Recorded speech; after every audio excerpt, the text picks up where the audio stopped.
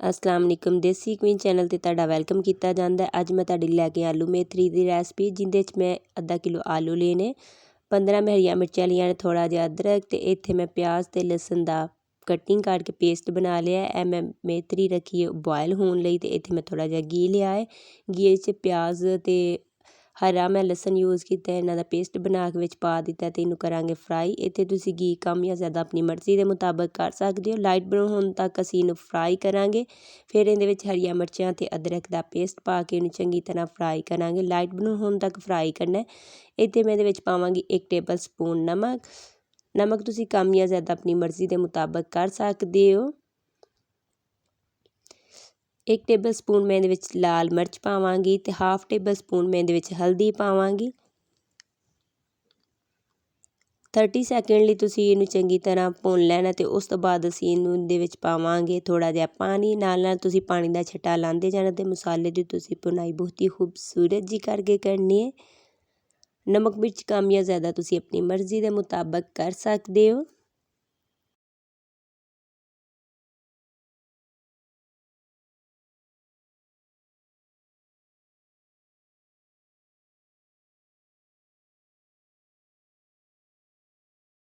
पानी थोड़ा थोड़ा पानी पांदे जाना है तो मसाले नूं तुसीं भुनदे जाना है। मेथरी साडी बॉयल हो रही है तो असीं इहदा पानी उतार के छान लेना है ताकि इहदा कड़वापन थोड़ा जिहा खत्म हो जाए। तो मेथरी गर्म है तो इसलिए असीं थोड़ा इहदा पानी ला लांगे। मसाले दी तुसीं भुनाई बहुत ही खूबसूरत जी करके करनी है। मसाला साडा भुज चुक्या ते इहदे विच मैं पावांगी आलू। आलू पा के तुसीं 5 मिंट इहदी चंगी तरह भुनाई करनी है ताकि साडे आलू जिहड़े ने तीसरा हिस्सा गल जान।